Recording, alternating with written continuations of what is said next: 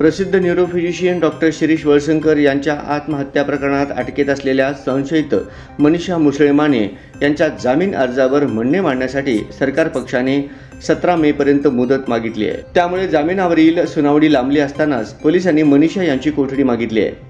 Police शनिवारी नाहीतर मंगळवारी मनीषा यांना न्यायालयात हजर करतील असे सूत्रांनी सांगितले। 5 दिवसांच्या पोलीस कोठडीत तपास अधिकाऱ्यांना मनीषा यांच्याकडून ठोस असे काहीच हाती लागले नाही। त्यांच्या घराची झडती घेतल्यानंतर देखील पोलिसांना काहीही मिळाले नाही। कोठडीत केलेल्या तपासात त्यांच्याकडून अपेक्षित सहकार्य मिळाले नाही।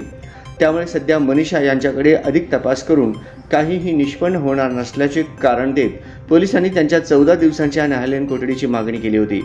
या 14 दिवसात पोलिसांना निश्चितपणे काहीतरी ठोस पुरावे मिळतील आणि मनीषा यांना पुन्हा कोठडीत घेतले जाईल असा सर्वांनाच विश्वास होता, पण तसे झालेच नाही। आता मनीषा यांच्या जामीन अर्जावर सरकार पक्षाला न्यायालयात म्हणणे मांडण्यासाठी कागदपत्रे देण्यासाठी तपास अधिकाऱ्यांनीच मुदत मागितली आहे। त्यामुळे तपास अजूनही प्राथमिक अवस्थेत असल्याचा दबका आवाज पोलिसांमधून ऐकू येत आहे।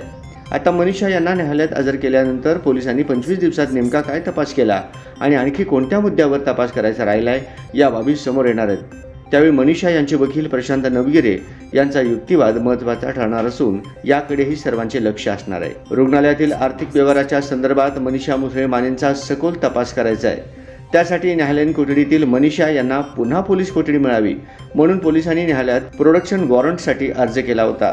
तो अर्ज न्यायालयाने मंजूर केला असल्याने मध्यवर्ती कारागृहातून मनीषा यांना न्यायालयात हजर करण्याचा मार्ग मोकळा झाला आहे। पोलीस कोठडीत घेऊन मनीषा यांच्याकडे पुन्हा एकदा पोलीस आर्थिक मुद्द्यांवर तपास करणार आहेत। त्यामुळे डॉक्टर वळसंकर यांनी मनीषा यांच्या आर्थिक गैरव्यवहाराच्या कारणामुळे आत्महत्या केली का असा नवा प्रश्न उपस्थित झाला आहे। डॉक्टर वळसंकर यांच्या मोबाईलच्या CDR मध्ये नेमके काय आढळले, त्या लोकांकडे चौकशी केली का?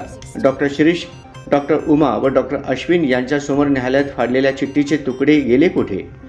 कोट्यावधींची प्रॉपर्टी असलेले डॉक्टर वळसंकर 17 वर्षांपासून कार्यरत मनीषा यांच्या आर्थिक गैरव्यवहारामुळे आत्महत्या करतील का? डॉक्टरांचे रुग्णालय व घरातील आत्महत्येच्या आणि आदल्या दिवशीच्या CCTVत नेमके काय आढळले आणि डॉक्टरांच्या आत्महत्येसाठी कारणीभूत मनीषाशिवाय दुसऱ्या संशयिताची चौकशी का होत नाहीये अशी अनेक प्रश्न जनसामान्यांच्या मनात आहेत।